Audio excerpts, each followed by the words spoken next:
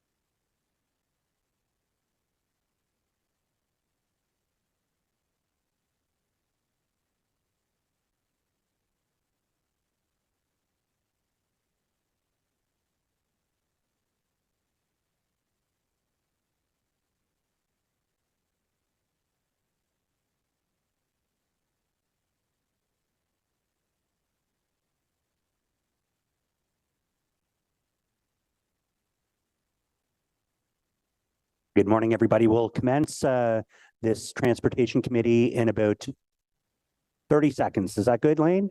1 minute. 1 minute. A minute and a half.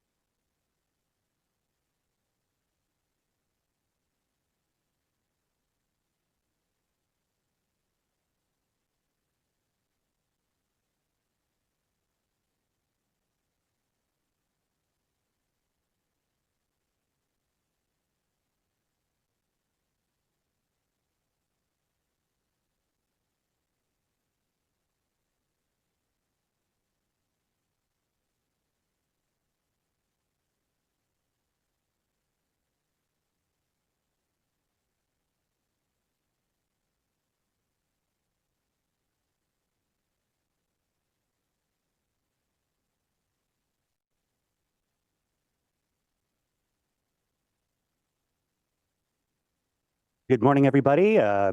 Welcome to meeting number 8 of Transportation Committee, a very popular and wild committee. Thank you for coming out today. I want to acknowledge that Ottawa is located on the unceded territory of the Algonquin Anishinaabe Nation, whose culture and presence is nurtured and continues to be on this land. I'm going to ask our committee coordinator, our amazing Rosa, to do the roll call, please. Councillor Bradley, Here. Councillor DeRuse, I'm here. Councillor Desroches, Here. Councillor Devine, Here. Councillor Dudas, Présent. Councillor Gower, Here. Councillor Johnson, Here. Councillor Lowe, Councillor Luloff. Good morning, Rosa. Good morning. Councillor Troster, Here. Vice Chair Kitts, Here. and Chair Tierney. Present. Thank you very much. Chair, you have quorum. Luloff has the best microphone. Can I get one of those, please? Thank you. So I'm going to move right into the agenda. Declarations of interest. We have none to date. Confirmation of the minutes, August 24th, 2023. Are those minutes carried? Thank you.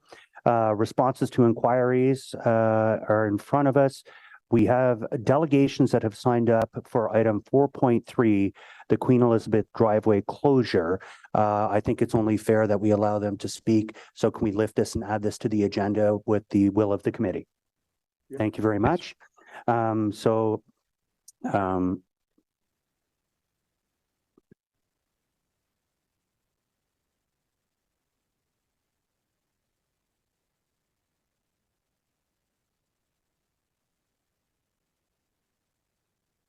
Apologies about that.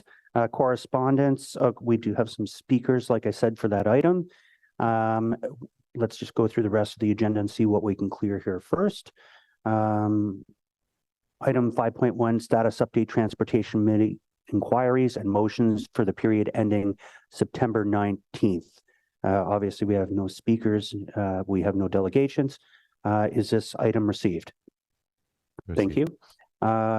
Councillors' items 6.1 eastbound permissive protected left turn on Innes Road by Councillor Luloff.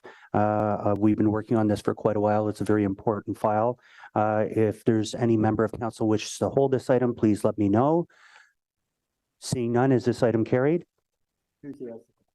Oh, and if you saw that, Sean Devine gave a thumbs up enthusiastically there, Councillor Luloff.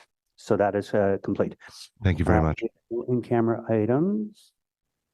So I guess we're going to go back to. Okay, well, this might be quick. We'll see how this goes. So we'll go back to the first item that has been pulled and added to the agenda. 4.3, the Queen Elizabeth driveway closure. I do believe we do have a presentation with some information from our wonderful staff member, Phil Landry. Phil. Thank you, Chair, and thank you, committee members, for having me today. So today I'm just going to sort of give an overview of the data collection work that we did the 2023 and 2022. So I'll just wait for the slide to.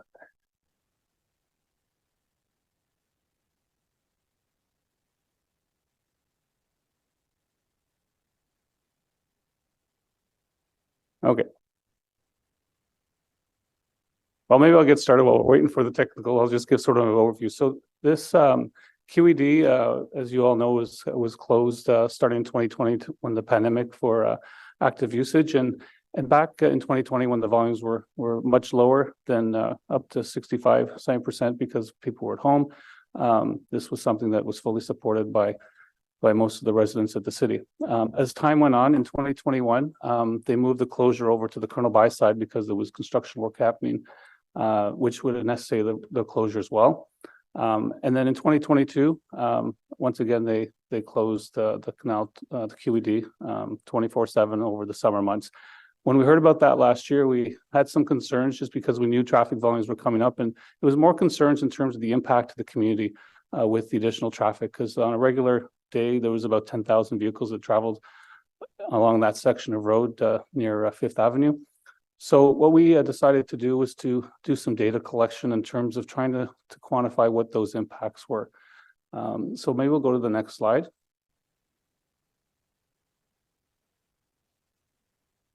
And so what we identified 6 intersections, both at the south end and the north end of the Pretoria Bridge. Now the closure went all the way up to from Fifth Avenue to Somerset. We weren't as concerned from a traffic perspective north of Pretoria Bridge because Elgin Street's right there where the closure is. So people would just take that road and continue north on Elgin versus going through the community. Now we know there are some that did that, but from our perspective, it would have been very minor because most people that were using the QED end up going north of Laurier, which Elgin brings you right there.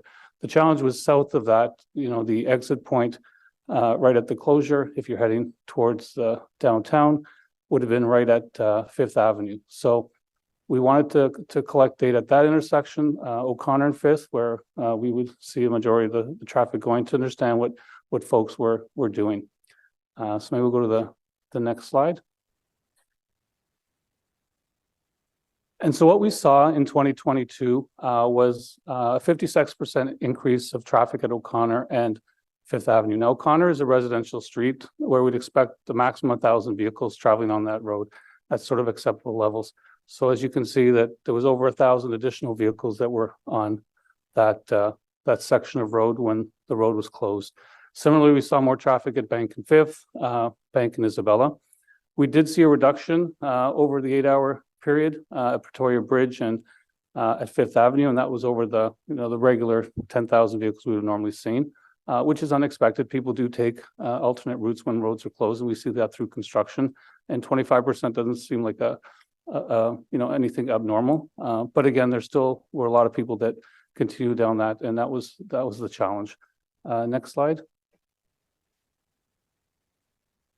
So in terms of what we heard from residents back in 2022, there was concerns over delays to emergency response. We did talk to the fire services back last July, and they had indicated there is a fire station right at 5th and O'Connor, services the area. They were seeing 30% delays in terms of getting to response times. So that was a concern.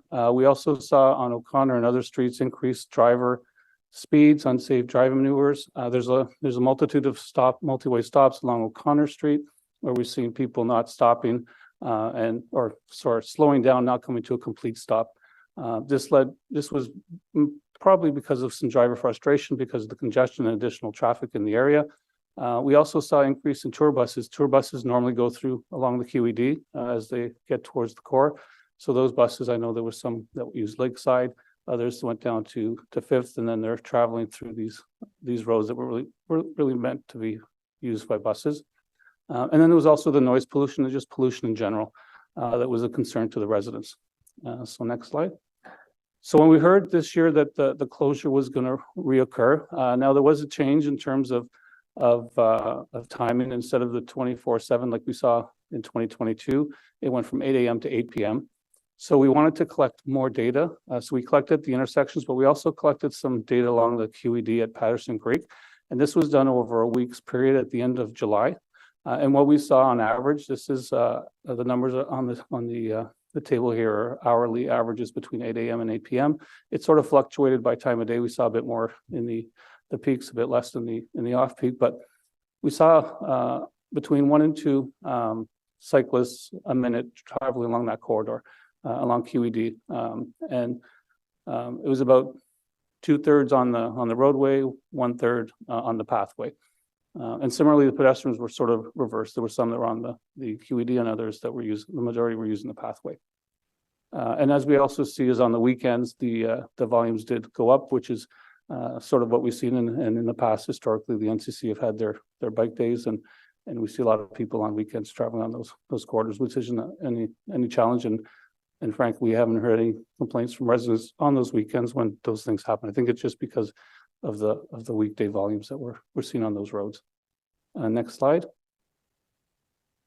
So we also took a look at the traffic volume impacts. Again, this is a very high level assessment because we haven't done the analysis, but we just sort of we took traffic counts on the same day, the same month, or similar days. We were going to do it on the 14th of July this year. Unfortunately, that was the weekend of the heavy lift, so we thought it wouldn't be appropriate to do it that day. So we did it the weekend after, just to try to ensure that we were sort of comparing apples and apples. Because if we'd done the count a little earlier or later, it might have just been a little different because of the fluctuations in traffic. So we're trying to get around the same time. And what we saw at O'Connor and QED and Fifth, we saw an increase in traffic volumes, especially as you got closer to the end of the peak.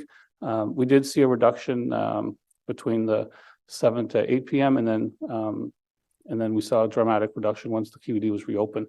And similarly on O'Connor Street, just north of Fifth Avenue, we did see an increase, and you can see that between 13 and 16% increase between the 5 and 7 p.m. time frame. Next slide. And so this graph just represents in 2022 is the blue line. And as I mentioned, that the QED was closed 24/7. So we saw a higher number of volumes throughout the day. It was declining as you get through to later in the evening. The orange line that's shown there is the 2023 data, and you see a big drop at the 8 o'clock time frame, and that's when the QED reopened.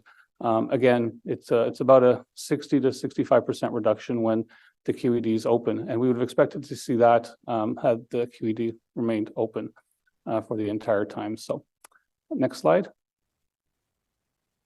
So in terms of next steps, we are continuing to talk and work with the NCC on these closures. In terms of, we are collecting data. I know the NCC is collecting data, and we're going to share that data. The plan is to do another analysis of the traffic volume, and again, it's very specific to the traffic. It's not talking about all the other things that would go into that decision. We just want to see what the impacts are of on traffic to the community, and so we'll do another review this winter to see what those impacts are. And I think that's the end of my presentation. Thank you. Great. Thank you very much, Phil, for that. I appreciate that and all the hard work that has been done on this. We'll go to delegations first. I'm sure there'll be quite a few questions to staff after as well. So our first delegate is Neil Savarmutu. And I believe there's a slide presentation, and Neil, you're no stranger to this place.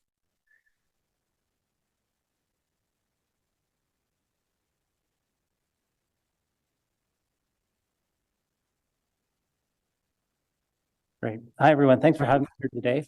Listen, I'd like to make 3 points and then end with a question. The first point is, so I live in the neighborhood that Phil's been talking about. I live just off O'Connor Street.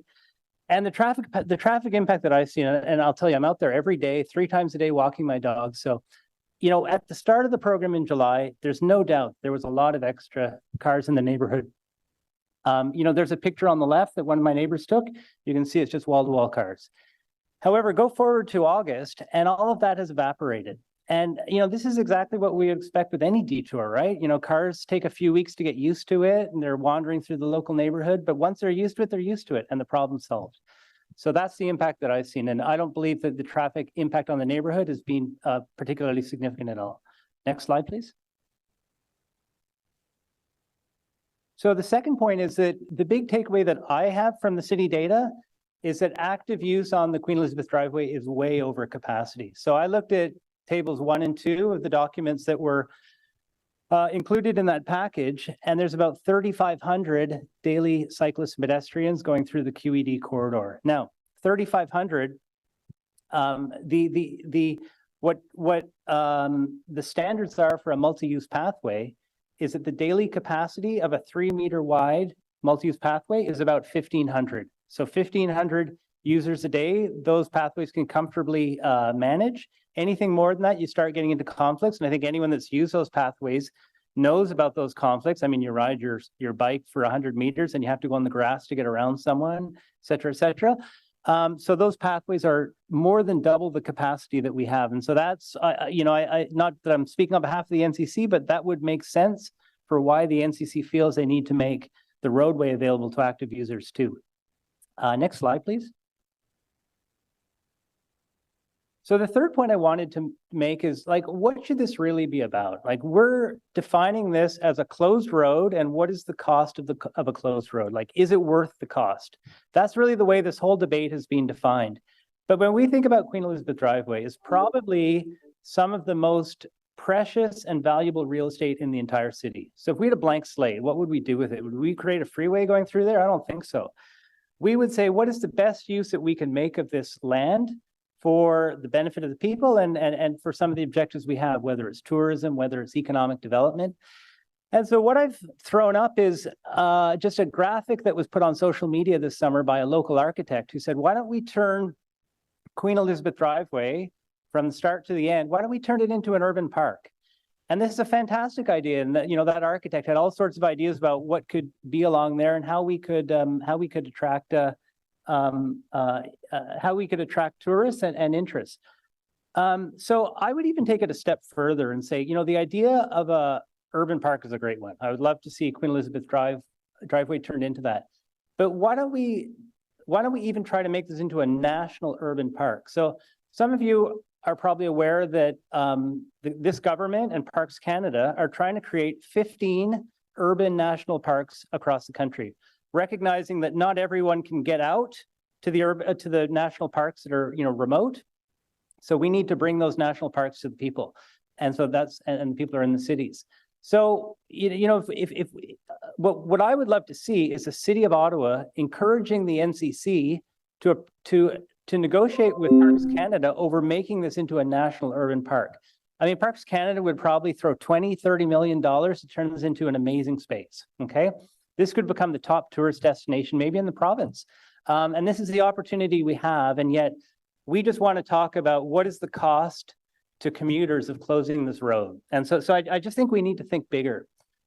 Next slide, please. So I'd just like to end with a question, and this is actually for those who couldn't be here today, and whoever is controlling this presentation, this is a video, so if you can just click on it to start the video. Over the weekend, there were hundreds of kids that showed up to cycle on Queen Elizabeth Driveway. Beautiful sight to see. We have a little video, hopefully we'll get it playing. But my question is, what do you say to these kids, right? Are you saying that their absolute enjoyment of this space is less important than the priority of cars and commuters, who, by the way, have many other options of getting downtown? The crazy thing is you do a Google search on how to get from, whether it's Finley Creek, whether Barrhaven, wherever, how to get to City Hall. Google Maps does not even provide QED as the preferred route to get here. So we've got we've got 6,000 kilometers of roadway, and we're arguing over. Great. Thank you very much, Neil, for your delegation. We have a question from Councillor Troster. Hi, Neil. Thanks for being here. I share your vision for what the Queen Elizabeth Driveway could be. And I'll just say that my own child learned to ride her bike on the QED during the pandemic when all the parks were closed and there was no other place for us to roam downtown. I will say, though, the response from the community has been split. And I've heard mostly from seniors who live along the QED who are concerned about their own mobility if they can't ride a bike. And this can be a challenge with pedestrianization. So I'm just interested in if the QED were turned into a linear park, what options you think could be available for seniors, and also how you think we can mitigate some of those traffic impacts on residents. Yeah. Well, listen, if I can start with that second question about the traffic impact on residents. As we saw with the closure this summer, cars will find alternative routes, okay? And so again, there'll be an adjustment period, but people will find a way. In terms of seniors, and I think we're going to hear more about this later. Again, I come back to the point that there are many alternatives to travel around the city by car. Okay, and if a senior, for instance, feels that they absolutely have to travel along the Rideau Canal, well, they can cross the other side of the canal and go along Colonel By Driveway. Like, why do we need both sides of the canal prioritized for cars? Like, why can't we put people first? Part of that. Okay, my second question is, I know the mayor and I disagree on this, but he has said that if there were to be sort of a more permanent closure, he would prefer the other side of the canal as opposed to the QED. Is that something that would satisfy you? Do you think that makes sense? What are the pros and cons of one side of the canal being close to cars versus the other? Right. Well, I mean, if we look at volumes, if we look at traffic volumes, and Phil probably knows this better than I do, but Colonel By is a much more heavily used car traffic road than Queen Elizabeth Driveway is. So that's one consideration to take into concern. But if we're talking about traffic on Queen Elizabeth Driveway, I mean, I think we need to put the issue on the table of Lansdowne. I mean, this is the issue that we don't seem to want to talk about publicly. But a lot of what we're really talking about is how do we solve the problem of getting cars to Lansdowne? Now, the interesting thing is there are options. There are other options for how we can get cars into Lansdowne that don't involve just turning Queen Elizabeth Driveway into a freeway. For instance, if you look at Queen Elizabeth Driveway, if you look between Bronson and Bank, it's essentially two roads, right? There's a north side and a south side. Why don't we we could turn the north side of that into a two-lane vehicle access that gets cars from Bronson down to Bank Street. And then at Bank Street, where we've got the Bank Street Bridge, there's a service road on Lansdowne between the stadium and the trees and the canal. So there's an existing service road. So why don't we take that part of Queen Elizabeth driveway along with the service road, and that could get cars to the south, the east parking lot of Lansdowne. So what I'm trying to say is that the issue of traffic on QED is primarily about Lansdowne as far as I can see, and we can solve that many other ways. And I'd be more than happy to talk about that or provide. In fact, I'd love it if the city were coming up with options for how we can solve the Lansdowne traffic problem through ways other than trying to, force the NCC into transforming this road into something that it's not designed to be. Thank you. I'll leave it there for now. Councillor Devine.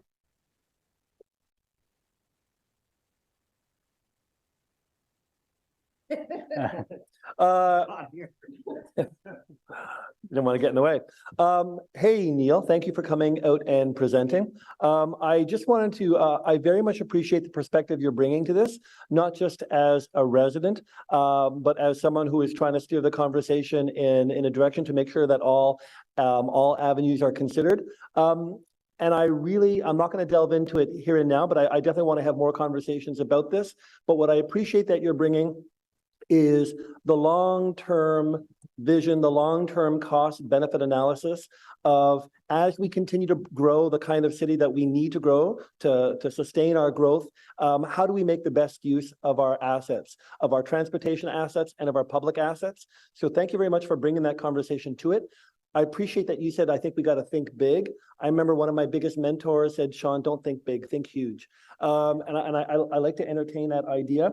And also, thank you very much for continuing to organize and promote your critical mass rides. I was very happy to participate in that, to attend that critical mass one the other day. That showed a lot of direction of what I think a lot of residents are looking to support in the city. And I look forward to participating in your October 14th event. Great. Well, Thank you. Thank you very much, Sean. And in fact, I'd like to extend that invitation to all councillors. There will be a group bike ride on October the 14th, leaving from the Canadian War Museum at 10 a.m. It's a huge amount of fun. Everyone's welcome. There's hundreds of people show up, including a huge number of kids. So if you like fun, come and join us, please. It's a very welcoming environment. And Sean, I appreciate that comment about thinking, not just thinking big, but thinking huge. Yep. And again, I want to come back to the point of tourism. And let's say we want to drive tourism in this city. We can learn from the example of like San Antonio in Texas. So San Antonio has a river that goes through it. They made the conscious choice that they were going to create the San Antonio River Walk, where they said this is going to be a car-free zone. It's going to be active users exclusively. This has become the #1 tourist attraction in Texas. Okay, #1. We could do the same here in Ottawa. We could drive millions of dollars into this economy by thinking big, thinking huge on Queen Elizabeth Driveway. And I just want to reiterate that if the problem we're trying to solve is getting cars into Lansdowne, there are alternative ways that we can do that. Thank you. Yeah, I agree with you. I think it's important that we keep our eye on the big picture because there are massive opportunities that can be seized. And I don't want to focus too much just on how do we solve a technical problem at the risk of avoiding a massive opportunity. And I encourage you or Brandon Lind, that architect, to continue bringing those ideas to partners, maybe even to the NCC, to see what they think about that. Thanks, Neil. Thanks very much, Sean. Good. Seeing no further questions, we'll move on to Derek Simpson. Thank you for your delegation today. All right, thank you. Just confirming I can be seen and heard. Absolutely. You have 5 minutes. The floor is yours. Perfect. When the Centertown Community Association's Transportation Committee met last month to discuss Queen Elizabeth Drive, we agreed unanimously that active transportation and a better vision for the parkway should be prioritized.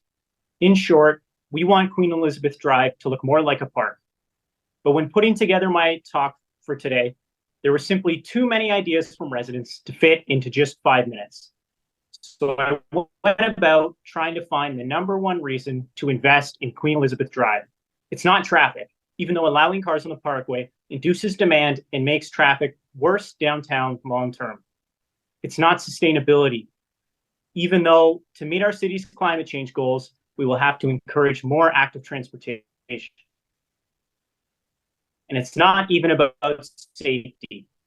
even though Queen Elizabeth Drive is one of the only places downtown a child can safely learn to ride a bike or ride side by side with their family. I know what you're thinking. Of course, this young downtown guy is pushing for less cars in his neighborhood.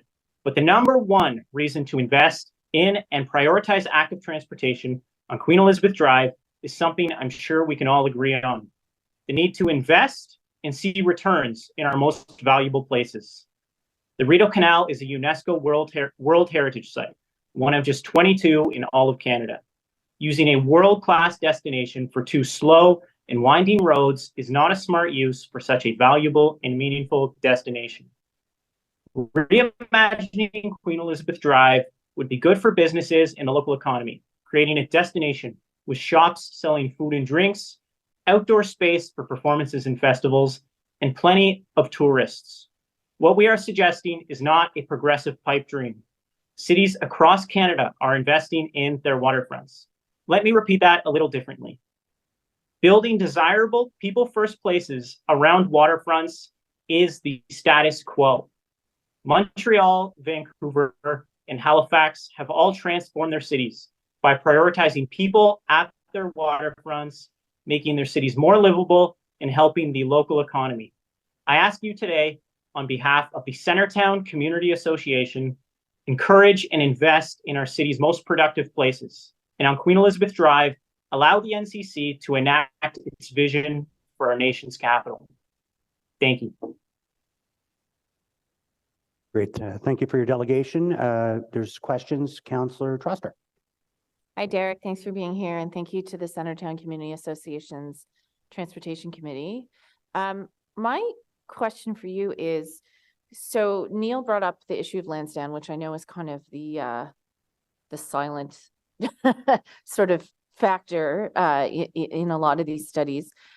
Given that Lansdowne is a destination and that Bank Street runs through Centertown, so does that traffic, has your transportation committee at the CCA put some thought into what we might be able to do on Bank Street to improve traffic mobility to events at Lansdowne? Yeah, so we very much have. Great question. We were active in OC Transpo's route review. The 6 is the biggest complaint we hear about. It runs down Bank Street. It is one of the most canceled and most late buses in the city. And when it does show up, it's always full. We think short term, fixing the buses on Bank, as in making them more frequent, and looking at bus lanes, and even long term, looking at things like trams or light rail. But we understand that for now, we need quick solutions that can help. That's great. And I'm also just wondering if you could, so we've heard about some of the traffic impacts on the glebe of the closure of the QED. I'm wondering if there have been noticeable impacts for Centertown residents that you have heard of. Because I know you're taking the position that you support the pedestrianization of that area, but I'm just wondering if you've heard any contradictory opinions. So we've heard a couple, which is understandable and is not surprising. But long-term, people take the position, especially with how much density is happening here, how many high-rises, that if everyone here is forced to drive or doesn't have the choice to take other ways, that traffic is going to be a nightmare. Thank you. Appreciate that. And I'll just remind the committee that 40% of the residents in Somerset Ward do not own a car. Thank you very much. Thank you. Thanks, Councillor. We have a question from Councillor Kavanaugh. Thank you, Chair. Thank you, Derek, and also thank you to Neil, the previous delegation, for coming out today. I appreciate it, and being as you're living there.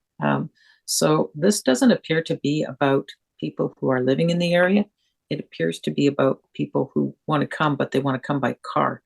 That seems to be, and not just as on their bikes, unfortunately. So I can understand the tension, but I appreciate that to make the argument that this is hurting the local residents is clearly not the case from what I'm hearing from you and from Neil before you. So I appreciate your delegation because I think it's very important. And the fact that active transportation needs to be encouraged, and we need to work with our partner, the NCC, on creating more public spaces with us, and hopefully, that work for everyone. But I don't know but I was, Ariel asked about the fact that there's no, is there any dissension in the Centertown Community Association on this? And it doesn't sound like there's very much. Could you elaborate on that?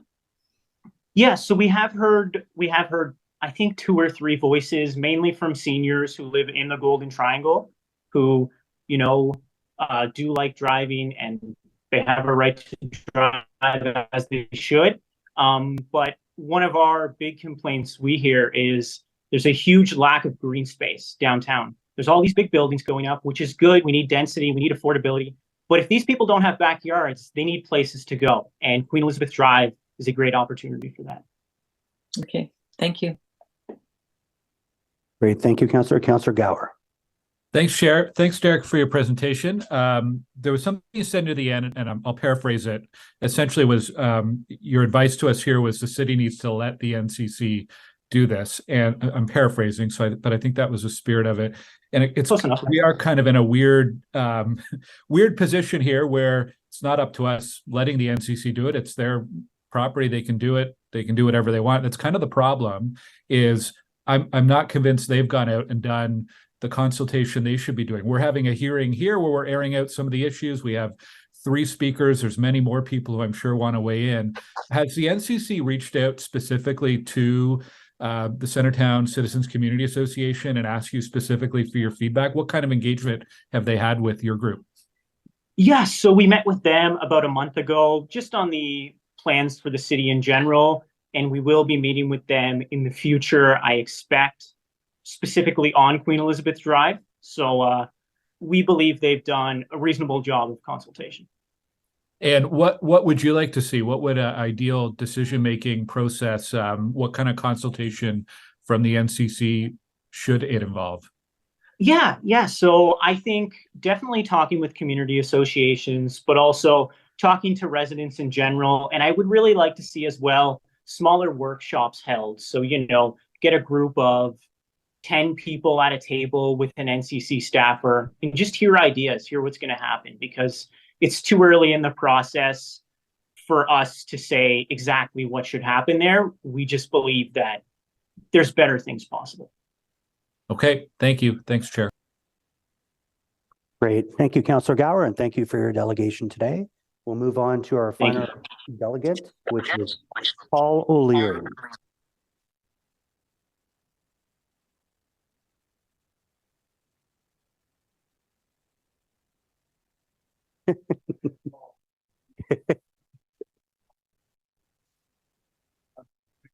Delegate, I do not bring a light and laser show. I bring a piece of paper.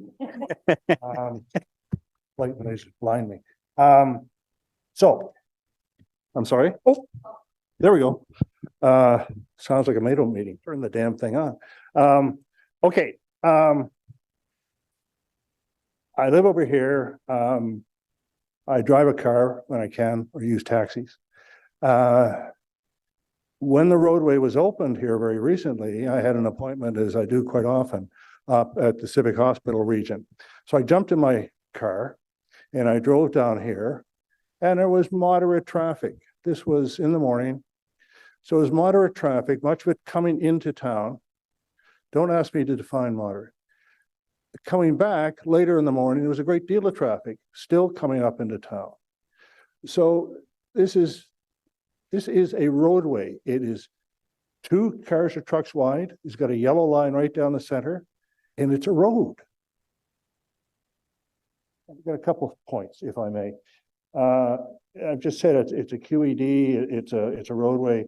There is the parallel one that for bicycles and slower moving bicycles, pedestrians, people in wheelchairs. No, that's fine.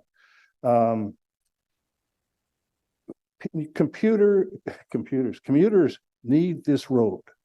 If anybody thinks they don't, stand out here at 7 in the morning, stand still and watch till 8 or 9. These are people coming in from the suburbs, nice people that coming in to work. They can't afford to live downtown. They come in town, they work, at the end of the day, they go home. And sightseers like to use it. And in that, I will mention tourists. We advertise in this city, and we do it bloody well, sorry, old soldier, we do it bloody well. And part of our advertisement and everything I've seen is the canal. Isn't it grand? And it is bloody grand.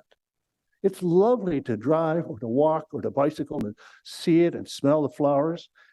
And then we tell visitors coming in, sorry, all summer this road's closed, can't go there. I brought a friend of mine up from Virginia Beach last summer, and I was a good tour guide. I mean, that may be my third career, and loved it. But we couldn't drive down the Parkway or Queen Elizabeth Driveway. So what I did, we took the boat trip down the side, and I noticed two things. She loved it. I also noticed during the summer that day, very, very light traffic on the Queen Elizabeth Drive, the closed Queen Elizabeth Drive, very light. The real high-speed bikes, shiny hats, shiny shirts, tight shorts, we're out in the middle, going like hell, being active. How active can you get in a multi-speed bicycle on 2.4 kilometers of road? That's not active. If I have enough time at the end, I'll tell you what active is from a soldier's point of view. Now, we have 3 points of view here. The mayor, who I understand was democratically elected, if you can imagine. The people of Ottawa trust him and generally like him. And he doesn't like the closure of Queen Elizabeth Driveway, and I'm on his side. We have special interest groups, bicycle enthusiasts. I see here the first delegate, very keen, dead keen. And then we have the NCC, and I don't know what motivates them. I really do not. Beyond, rather, use an overused word, a woke approach to life. Life ain't this way. Who gains by the closure of this road? Bicycle enthusiasts, and to a lesser degree, and I know by watching, I am up to the walking several miles down this road. People who, with their families, people on wheelchairs, and the special interest bikey people. Who loses? The rest of us. The handicapped people. Now, I'm not bloody handicapped, but I can't get from here to the up to the hospital area on my feet or on a bicycle. I fall over. Not because I'm drunk, that happens at night, but because I need to get there safely. The actual usage of the roadway, I found the introduction when we showed the numbers to be laughable, absolutely laughable, and all in line with what the mayor has said to us repeatedly. This is for a tiny handful of people at the cost of the entire city, our visitors, tourists. I'm sorry, that's too big a price to pay. The walkways are there. The agenda here clearly has been, we, a very tiny group, want to dominate this. Mr. O'Leary, thank you very much for your delegation. Done and done. If I'll give you 15 seconds to wrap up, and then we'll Okay. We have some questions No, from I some understand. councillors. And I hope there's a lot of questions. Anyway, no, I don't. Doesn't matter. I would figure out with one word to represent what I see here. Dog in the manger. If you remember back to a time when we talked about the fox that cut off his tail, and because everybody else did, and other such stories, the dog in the manger is the dog that sat in a manger that he didn't need, but he didn't want anyone else to need. Finish, sorry. Thank you very much, Mr. O'Leary. O'Leary, is that a good Irish name, I assume? It is, low, rude, and Irish, more fit to hod than the epaulet. Wonderful. Tierney O'Leary. Councillor Troster. Hi, Mr. O'Leary. I'm Ariel Troster. If you live nearby, then I'm your counselor. So I just wanted to say hi. Hi. Nice to meet you. And even though we have some disagreements on this, I very much enjoyed your presentation. And I think it did represent what I have heard from some seniors who live in the area. So I do appreciate that. I'm just wondering if you have had the chance to try to navigate the the mixed use pathway along the canal during one of our festivals, like the Tulip Fest? I'm sorry. So have you had a chance to either walk or cycle along the pedestrian pathway? So when the road is open to cars during Tulip Fest or one of the big festivals nearby? I have. You have? And what Yes. did you find? It was busy, It was very busy. but I did notice, if I will, people enjoying it because it was open at that time, who could not otherwise use it to go down and see the tulips You mean in their cars? in a car. Okay. Who could see the tulips that came to us as a gift, largely because the Queen of Holland was born here, Yes. and because the Canadian Army, of which I'm a proud veteran, saved it in World War II. Right. I want to see those things. I want to smell them. I want to find a side street and pull my car in and walk around and do those things. So in Montreal, where they closed the Mount Royal Drive, which is also an iconic street in Montreal for the summer, what they've provided to help people with mobility issues is free electric scooter cab rides for seniors who can park off-site, and then they can be taken into the site and offered a tour. Is that something that would interest you? I think that is very interesting. Okay. So myself and my friend from Virginia could have come up here, got on one of those cars, and she would have loved it. And I got to recharge to keep old girlfriends. Okay. So So I'm hearing loud and clear from seniors that when we do pedestrianize the street, we do need mobility options for Yes. people who can't walk the whole length. Mhm. My own mother has had back surgery, Right. finds it very hard to walk. So anyway, I very much appreciate the feedback. I know the mayor was democratically elected, but so were all the members of this committee. Oh, yeah. And we definitely hear a lot of varying opinions from residents. But I will tell you, I was very impressed in Montreal with how they've managed to pedestrianize their waterfront, but also have options to get people in there to enjoy it who can't necessarily walk or ride a bicycle. So I Great. think that's something that would be very interesting to explore with the NCC. Great. Thank you very much for your delegation today, Mr. O'Leary. It was a great presentation. Thank you. At this point, we're going to turn the floor back to committee members and questions to staff. So at this point, if you have questions to staff, please raise your hands. Councillor Troster. Hello. Thank you so much, Chair, and thank you so much to city staff. As you can imagine, I hear a lot about the QED in my ward. And I think the delegations we heard today are very representative of the diversity of opinion that I've been hearing about. I just have some questions about the methodology used to conduct the data. There's a note in the report that the focus was initially on the impact to events at Lansdowne.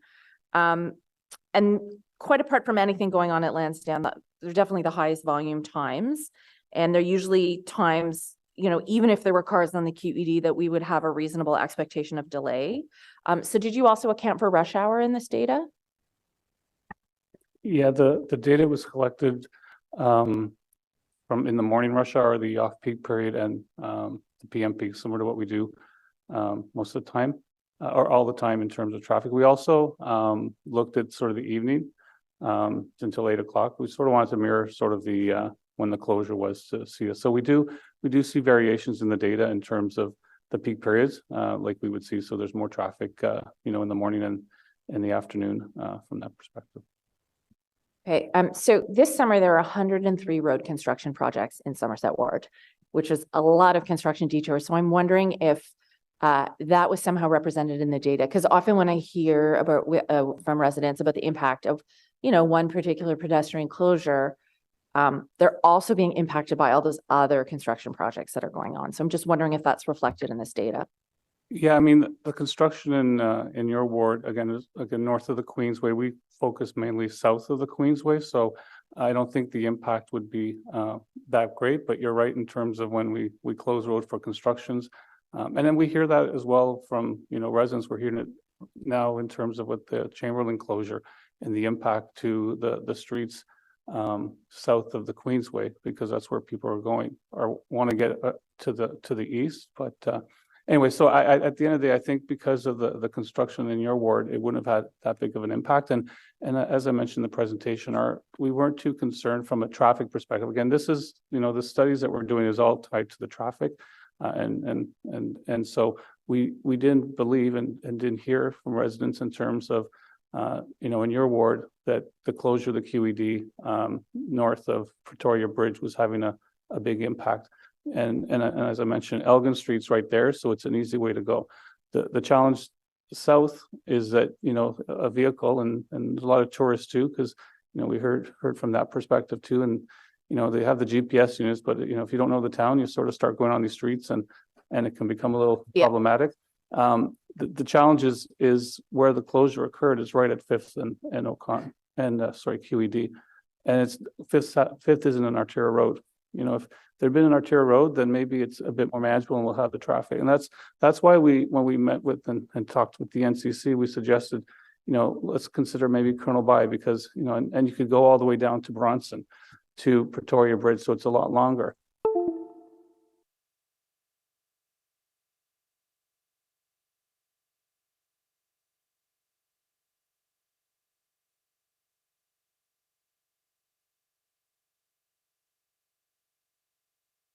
Of Colonel By. Yeah, and I will also argue there are so few safe north-south cycling options. And now also with the bridge construction happening on Percy and the detours that are happening, it has been very tough on pedestrians and cyclists.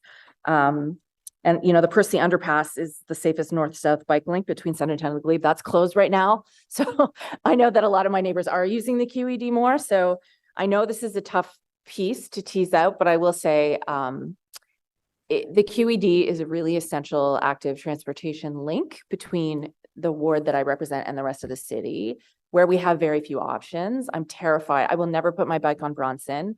Bank Street is terrifying. And there's, it's just very tough. And so I understand that we have sort of a collision of interest here. But as I said, 40% of my residents in my ward don't own a car. And so it has been delightful for me. And I'm hearing that from a lot of young families, some of whom chose to buy a bike rack for their car to drive to the canal to be able to cycle safely with their children, because they don't feel that there are safer options in the neighborhood. And, that speaks to where we need to really step up our cycling infrastructure as a city. I guess what concerns me is that we're talking about convenience versus safety to some degree, that it might take longer when you're in a car, but that's compromising the safety of cyclists. And as I was mentioning in my questions to the last delegate, I mean, the commuter paths, the existing paths along a canal are pretty much immovable when you're on a bike on the weekends with traffic volumes. I can speak less to during the week, but I will say, just as Neil pointed out, that the traffic volume that we're seeing of cyclists when the road is closed to cars would be unmanageable on the existing pathways. So I just want to say that this is a complicated issue, and it has been a net benefit to people who get around the city without cars. And I also just wanted to comment that the MTO is currently proposing a 92-week hard closure of the QED for a bridge replacement, a closure that I'm not convinced needs to be either that long or that hard a closure. And I hope we see the same kind of energy in expressing frustration about that, because we have very little, again, it's another entity we have very little control over. Do you think that it would be possible to improve the traffic impacts of this closure? Like, have there been discussions with the NCC about other ways to reroute traffic, other creative ideas that might be able to maintain this pedestrianization while also lessening the impact of traffic in our neighborhoods? Yeah, I mean, we did meet with them a few months ago and talked about that specifically because of the concerns we were hearing this year. Again, the challenge we could put variable message signs, sort of south of Preston to say it's closed. But again, it's not, I mean, people might detour, but others may not. I think also the focus into your, previous comment, on the weekend, and it's been, forever that the QED has been closed and the times Colonel By and we have no concerns and we don't hear concerns on the weekend. I mean, the marathon closes it on both sides. And again, so I think the challenge is really, it's during the week when you've got in the rush hour, the peak periods where you've got that volume of traffic that's trying to get in, like I heard earlier, there's very limited roads to get. I think there's 7 arterial roads to get downtown and they're all at capacity. So by taking this one away, you're just moving the challenges to the other roads, but you're also, because of where it was happening, you're basically forcing traffic to go down on a street that was never designed for that. And I think that's our biggest concern from that perspective. But I think for weekends, again, and the data even showed that in terms of we saw an increased number of cyclists and pedestrians, and we fully support that in terms of from a traffic perspective. There's no issues from that perspective. We don't hear the complaints. The volumes aren't as high because it's the weekend and people aren't trying to get from point A to point B like they would do it during the week.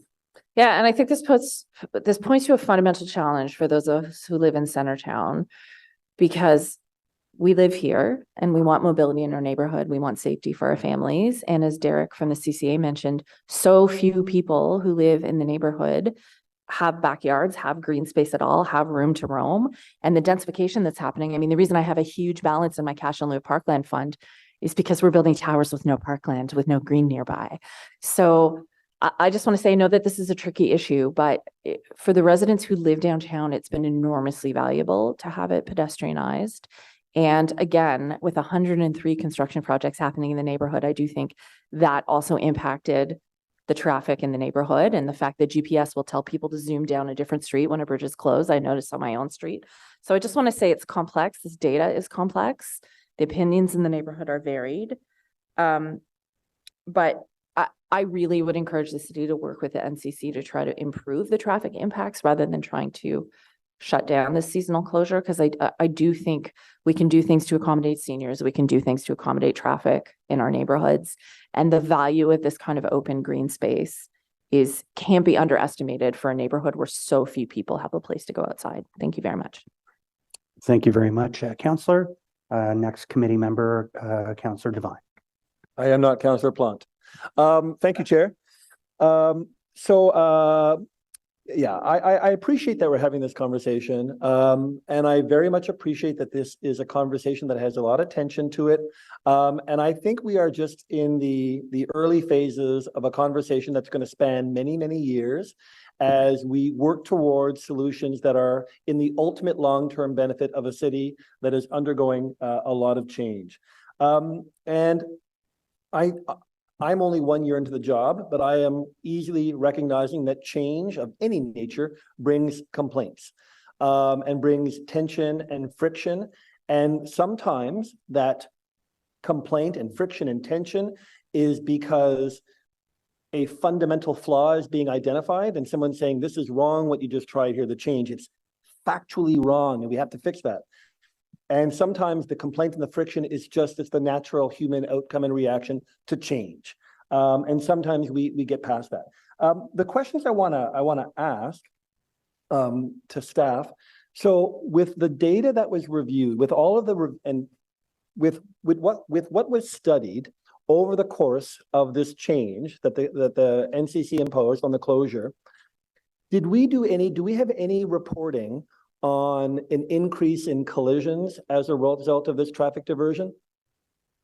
At this point, it's too early to say because it can take time to get the collision data. I know for 2023, we're still getting collisions from earlier, like June or July, because it can take up to 3-4 months. Yep. And similarly, when we're doing the analysis last year, it was only 2-3 months after it happened. So it's something that we're going to want to look at for this review that we're going to do this winter, to look at last year and see if we've got data for this year. It usually takes time. And also with collisions, we want to sort of see trends.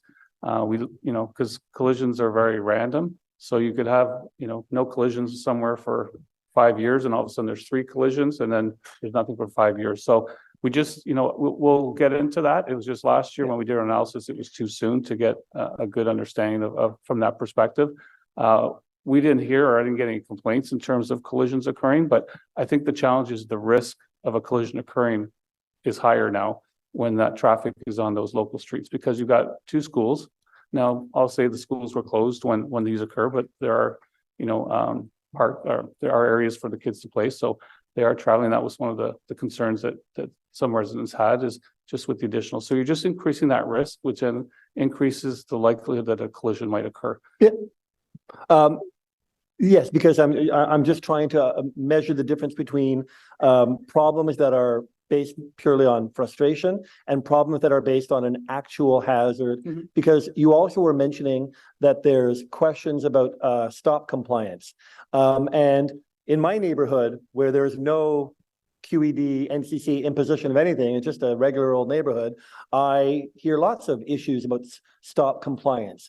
And so I don't know if the stop compliance you're referring to is based on this change or is just based on bad drivers in general, because you don't have stop, like when you were talking about the changes we've seen here, which may include an increase in stop compliance, it's not that you have data measuring pre this change to compare stop compliance levels, do you? No, but I think what I was saying is we know that there's 1,100 cars, as example, more. There were additional 1,100 cars on O'Connor Street. Yeah. So like you say, stop compliance is just not one issue in one area of the city. It's unfortunately everywhere in the city. But what you're doing is you're increasing that number. Whereas previously they would have been on QED. They would not have, like this morning, the roads open, the majority, if not everybody, would have stayed on QED. You're moving that traffic onto O'Connor Street. So we know that there's already a problem citywide in terms of stop compliance. So now you're adding an increased volume, which then increases your risk for a collision to occur, or to that occurs. So again, we didn't measure how many cars did stop versus before, because based on sort of understanding of what we see, it would be very low, which is what studies show across the city. But you're just increasing the number of people doing it, which then increases that risk. Increases the potential. And then my last question, Chair, is for Chief Hutt on the nature of how these changes lead to our emergency response time. Because I can definitely understand that you're looking at different scenarios of emergency response time with regards to access to the QED. So I suppose my first question, Chief Hutt, were there incidents of emergency response during the span where you could not access the QED and respond to an emergency as you could have prior to the change? Were there actual incidents of delayed response? Chair, through you, Councillor, thank you for your question. I really appreciate today's discussion, and my lens is from a emergency services first response perspective. It was only last Thursday that I presented in front of emergency preparedness and protective services about response times, and there was a lot of discussion about effective response force. How are we meeting our thresholds with getting apparatus on scene within a specific time? Although we're meeting our thresholds, as I reported, what we've noticed in this area. And you're probably well aware that we do have a fire station, Station 12, located right at the corner of the Queen Elizabeth driveway, right at 5th Avenue. It's on O'Connor. And what we have noticed when we ran the data from July of 2022, we reported 30% in experiencing delays in getting to those calls because of the closure. Queen Elizabeth driveway is a main thoroughway for, north of the Queensway, crossing onto the other side of the canal. So for that station alone, we were experiencing a number of delays, either through rerouting, which we do all the time. We have to reroute construction. There's a whole bunch of other variances that we have to deal with. But then also there were situations where if we were having to get out, remove barricades, and then have a truck access it. And I think it goes without saying, any delay, it's very difficult for us to endorse if it's going to delay fire apparatus arriving on location from a life and a property perspective. Good. Thank you, Chair. Thank you, Chief. Great questions, Councillor. I'll go to our next committee member, Councillor DeRoche. Yeah, thank you, Chair. And thank you, Chair, for initiating this conversation today with your inquiry. It's a difficult conversation for sure, as we've seen from the delegations. And my take is that sort of the recreational benefits for some are coming because of the misery of others, and I think the data is showing that.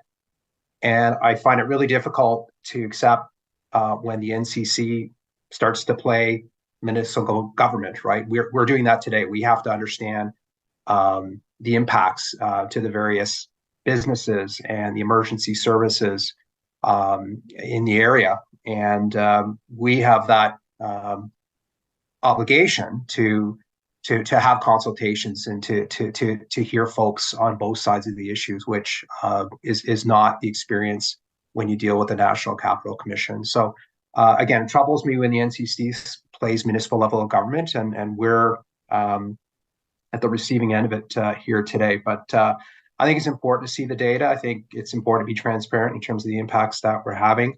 I really do not want to gloss over the impact on emergency services, and I appreciate the input from the chief, the fire chief, and those are very concerning statistics in terms of the delays that you're experiencing. And if I've learned anything in my 9 years at City Hall, minutes matter, Chief, when you're responding to an emergency situation. So can you just comment on the magnitude of a delay? We're extremely thankful that there's not a case where there was a situation where a delay led to a tragedy, but those can and unfortunately will happen because minutes matter. Chief, can you comment on that? Yeah, Chair, through you. Thank you for that question. I did indicate on our report last week. The fire service it's changing, and we're experiencing situations where fires are growing faster, and that's why it's so important when we do the data that we have to look at the modeling as to how soon can we get a truck on location to mitigate a situation. And with all the intensification of buildings and the infilling and the growth, there's certainly risk, and I certainly don't want to fear mongering anybody. The fire services, we do an excellent job, but delays, if we see delays in getting to scenes, and it may not even be a fire, could be simply a medical call, medical emergency, or any other kind of a rescue, but minutes do matter. And where we specifically see that is during fire growth right now. And it's a lot of the products that we're buying today, they burn hotter, they burn faster, and that's more of a reason for us to really focus on making sure we're getting to the scene as safely and as quickly as we can. Yeah, thanks, Chief. And I certainly don't think you're fear mongering, and I will defend you if anyone accuses you of that. You've said minutes matter, and the previous chiefs have said minutes matter well before the situation that we're dealing with today. So this is not something that's new.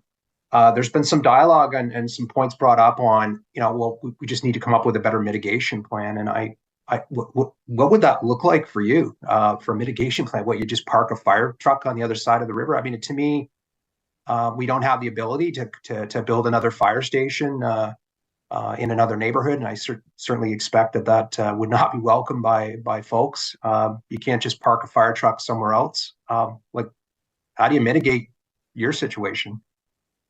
Yeah, and that's a very good question. We often have very dynamic deployment models, and it's normally for very short-term solutions. But if this comes to fruition, we would certainly have to do some modeling of our response data, and we would have to look at it from a station location study to see if it does become a closure, then is that the appropriate location for that station moving forward to serve the residents that we need. So there would have to be significant modeling from a response, and we'd have to take that in as part of our station location study. Yeah. Okay. Thank you very much, Chief, and thank you, staff, for bringing this forward. I think it provides a voice to the people that are impacted by this closure. It is a difficult conversation, and I understand sort of some of the priorities for the downtown core to increase to the recreational capacity and green space. I don't believe this is the way to do it. I think if we took a similar approach, we certainly wouldn't be doing it in the way that the NCC has done this. So thank you to staff for pulling this together and really shedding some light on the impacts. Thank you. Thank you, Councillor DeRoche. Next committee member, Vice Chair Kitts. Thank you, Chair. Yeah, interesting conversation today. I do think it's important to underline that from the city's perspective, the closure would be better placed on Colonel By. In my view, it's kind of a compromise. You know, we're talking about the same location, same, you know, it's still adjacent to the UNESCO World Heritage Site, but would have a less detrimental impact to our circulation and the concerns you're highlighting today. So, you know, in your discussions with the NCC, is there a willingness to consider Colonel By? We did suggest to them to pilot Colonel By this year, and they said that wasn't feasible. They did mention that there was construction at Hawthorne and Pretoria Bridge this year, and that section of Colonel By between Clegg and Pretoria Bridge was closed this year anyway for a small section of road at the north end. But that's not something that they were going to consider, and I'm not sure in terms of the future. But as I mentioned earlier, you know, Colonel By doesn't have the number of access points and links into the community that does, and also where the closure would occur, where it would be near at Bronson, which is another arterial. So we would see similar to what we see at the north end of QED at Elgin, where people just stay on Elgin. We would just expect people to stay on Bronson, which is a road that's meant to carry the traffic, and versus taking roads into the community, which is what happens when it's closed at Fifth. Yeah, well, I do know we have some representatives from the NCC in the gallery today, so I do hope that is something that is discussed more fully when it comes to next year. Because I do think, you know, we've heard a diversity of perspectives. The councillors for the area have shared that as well. I don't know how well advertised it was that, you know, this was going to be an item for discussion. I'm sure, you know, we don't typically lift IPDs, so I'm sure we could have had tons of delegations, because I think, you know, even as a suburban councillor, we've heard about this issue, and there, as the councillors have shared, there is a diversity of perspectives, whether it be local residents or people that need to commute through there, or business owners. You know, I have a friend who has a small business in Old Ottawa South, and he has a small business in the Byward Market, and he has to move product between the two locations. So, you know, again, just a different perspective, making it very challenging with that closure. One of the delegates had two photos as part of his presentation, where July looked very busy and then August not as much. I know that the official data was for July, but you know, I also know that you've been monitoring the area, and is that consistent? Was there a noticeable drop in August, or were both months, was there a lot of traffic? Yeah, I think in general, you know, in the summer months, the volumes are very similar. We don't see like July, you know, 100 cars or vehicles, and then August it goes down to 50. We do see a reduction in July and August compared to September and June, because more people are on holidays. So again, I would expect that the volumes would have been very similar. And the feedback we got from the residents was, you know, that at least the ones that did contact us, they were still sending in concerns in August as well. So I think again, it's a good representation of the month and of the 2 months in that area. So great, thank you. Those are my questions. I just also wanted to thank Chief Hutt for being here, because I had questions about emergency response, but my colleagues have asked them. So thank you very much. Thank you, Vice Chair. And I'll go to the next committee member. Don't worry, Sean Menard, we'll get to you at some point. Going to committee member Gower. Yeah, Thanks, Chair. Chair. Sorry, Chair. Just I think is this committee member Gower's second round? I'm the local councillor. We're talking about directly my area, so really appreciate the chance to get on the speaker's agenda at some point. I think this is the second round for committee members, so Not for me. No, it's not. No, so you'll have to hold your powder. Sorry. oh, maybe it was a question he asked to the delegation. Sorry about that, Chair. Gower, please proceed. Okay. I wanted to ask staff the discussions with the NCC, if you could give us some more details or context about what that is, and also if you know anything more about the NCC's consultation plans with stakeholders or the general public at this time.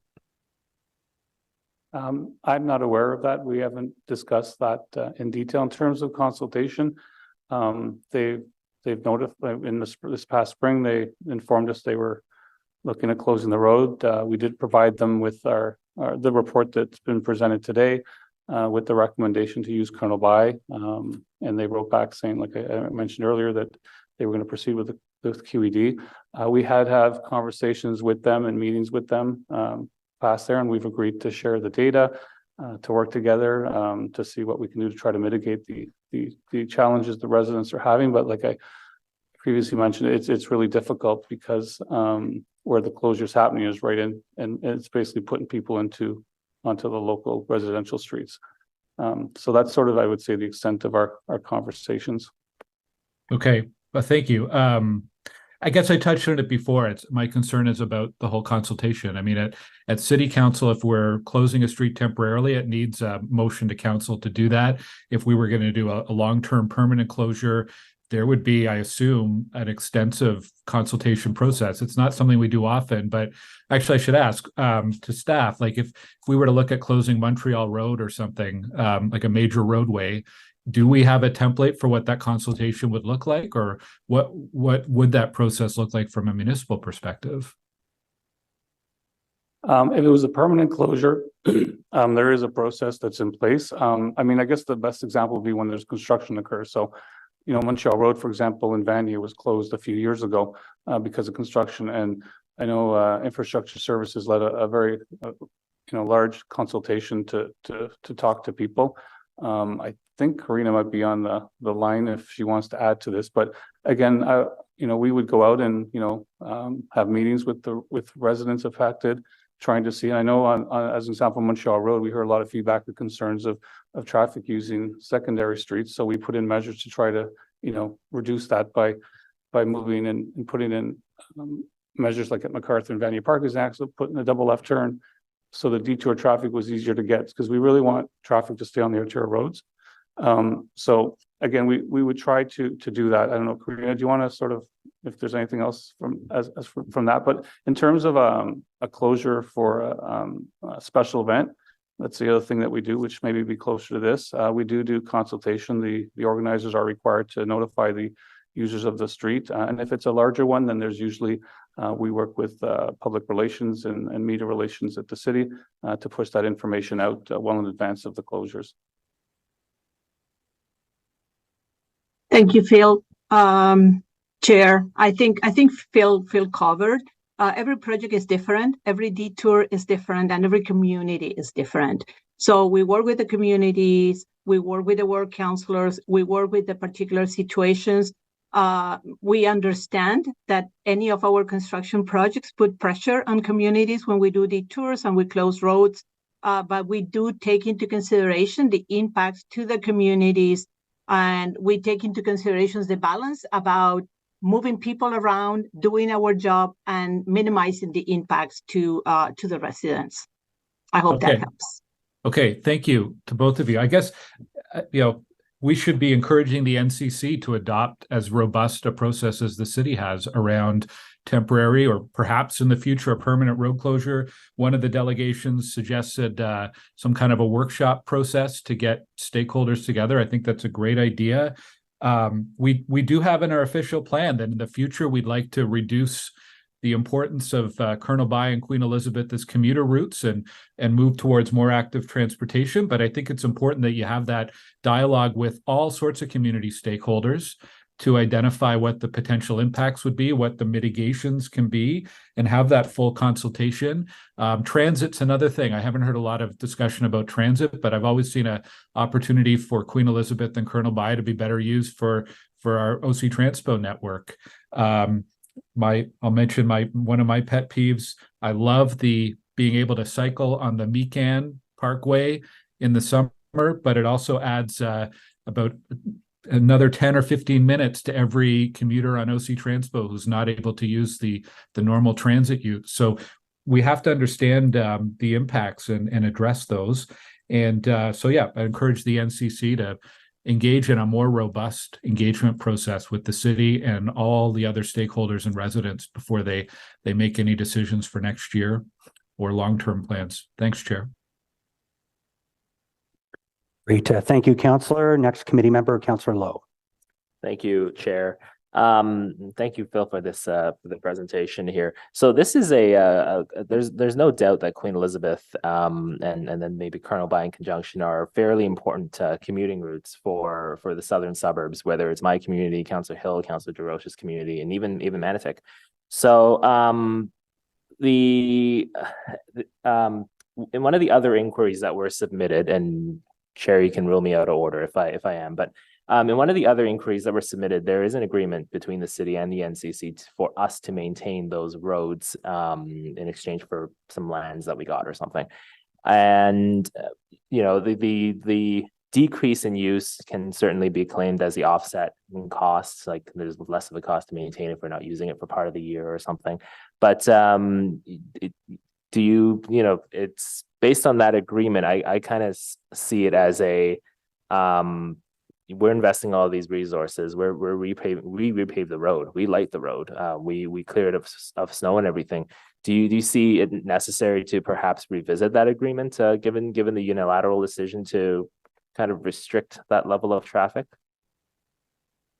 In terms of the response, you know, I think the question was, you know, now that, you know, if the road's closed and we're paying for all these things, we have the ability to say, you know, no, you can't close it, and that response was no. In terms of renegotiating the agreement, again, that's you know, it's not for me to say one way or the other. I believe Taffy might be on the line to talk about what, you know, if what would be required or what we could do from that perspective, because it is a legal agreement from the early 90s. So I don't know if Taffy, do you have anything else to add on that? Thanks, Phil. Yeah, as we have discussed this, the agreement is essentially an evergreen agreement. It's permanent in respect to the exchange that we've taken for the lands. And so as we are the owner of the lands permanently, so is the terms of this agreement. So at this point, we haven't done a deeper dive, but at this point, we would say that the agreement cannot be modified, changed, or terminated without consent of our other party, the NCC. Thank you. And just out of curiosity, what lands are they? It was the Coventry lands. That's what it's called, the Coventry Agreement. And it was an exchange for the lands where the baseball field is today. Okay, thank you. So this may be more anecdotal, my own experience being a resident in the southern and in Barrhaven. I noticed that when the Queen Elizabeth driveway was closed 8 to 8 on weekdays, the afternoon commute on the highway started much earlier. So on days where I'm not on transit, you know, I would have to you know, adjust my commute, and you know, whatever, we adjust ourselves to suit changing traffic patterns. But I noticed that the highway was getting jammed up at 1:30 p.m. instead of the usual like 2:30, 3 o'clock. Has the MTO or has there been any measurement of that traffic volume change on the 417 at all, or Nicholas, in terms of relating to this closure? No, we didn't look at that. I think just in general, traffic is getting higher and higher. And I mean, now it's almost, you know, you look at the Queensway at 4:30 and it's back to the way it was pre-COVID, where it's bumper to bumper from the split to the east, you know, in the morning, and similar from Woodruff to the west. And we see the same things leaving town in the afternoon. So we didn't specifically look at it because the majority of the people that were using it, that use it when it's open, are really coming from the south end of the city, either from your ward or Councillor DeRoche, or even further south. And so I think those would be the really people. And then what are the alternate routes that they would necessarily take? And I'm not sure they would take the Queensway. They'd probably take other roads like maybe Bronson or Bank or Main. And the challenge is we've only got a limited number, and so it just creates more congestion. We didn't do a huge study in terms of what the impacts were on all the arterial roads, because it was very focused to this. But I would expect that we probably, and you know, we saw on Bank Street an increase in traffic, so I would expect that, you know, other roads probably saw a bit more traffic from there. And this year was also a little anomaly too, because Colonel By was closed at the same time. So again, I don't think those folks would have gone on the QED. They would have probably just taken other routes to get to where they're going. Okay, thanks very much. Great questions. Thank you very much. First round, last committee member is Councillor Giroux. Then we have Councillor Menard, Councillor Kavanaugh, and then second round will be Councillor Troster. So Councillor DeRusse. Thank you very much, Mr. Chair. I know that we've been discussing this for a long time, but I don't want to repeat the questions and some of the very good questions. Actually, I want to thank you and thank staff for lifting these items so we'll be able to discuss it. It's very important issue, and it's very important file in our community, and involves so many resident and pedestrian and traffic, of course, in the whole community. But it's also, I want to make a comment, it's breath of fresh air to hear also from Mr. O'Leary and some other perspective in the community with the mobility challenge or mobility issues that they cannot. And it's nice to see it not always the same delegation coming and advocating from the same. And it's so nice, actually, encouraging to hear those comments from the resident. On the emergency side of it, I will agree with Councillor DeRoche and and our chief Hutt on talking about minutes. I always say we have a challenges and response services in rural area, and I wouldn't say minutes, I would say seconds. In my community, it matters, because when our response time is not efficient, life is on the line, and we save life every day.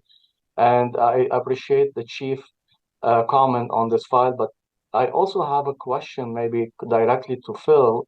Do we have some data also from the paramedic? Because I know the paramedic keep very good data from their response perspective. Have we talked to the paramedic and the police response also?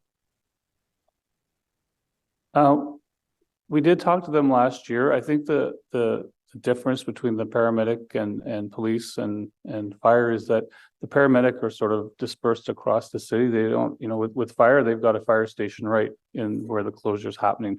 So from their perspective, I think they did see when they got calls in those areas, they saw increased delays. I'm not sure if it was to the same amount as what we saw with fire because of the fact that fire is there. But they were able to, it's easy for them to redeploy just because, they're stationed out there. I don't know if Chief Hutt wants to add anything else to that, or I know it's not your area, but you do talk to your colleagues still.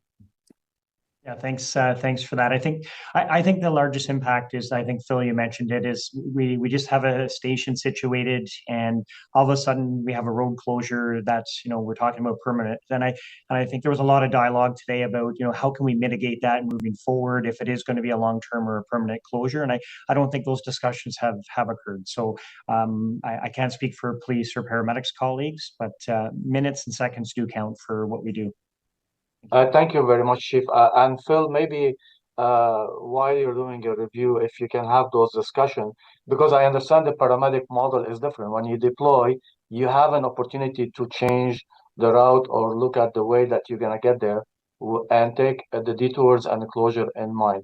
So it's good to have also to know those data and the impact on those. So thank you very much, Mr. Chair. I really appreciate the opportunity. Great. Thank you, Councillor. We're on to, yep, you're up, Councillor Menard.